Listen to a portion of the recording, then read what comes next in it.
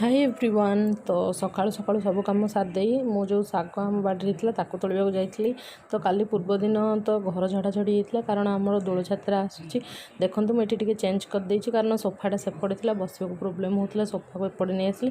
तापर मत भी डेली डेली गोटे जिनस भल लगे देखा से चेंज करदे। तो ये वॉलटा अच्छी मुझे इंटेरियर करी वाल सेल्फ किसी आणिकी किसी कम नहीं बस मीशो किसी वाल सेल्फ मंगई तार गोटे अलग वीडियो मुझे सेयार करी। एठी शाग दीटा तोड़ी देते ये सब शाग आमर होता बसी उठी अंटा कण हो तोड़ी देते आती शाग बाहर ताको भी नहीं आसी जाइए शाग भाजवाई ता भर मोर गोटे पार्सल आसी जाता।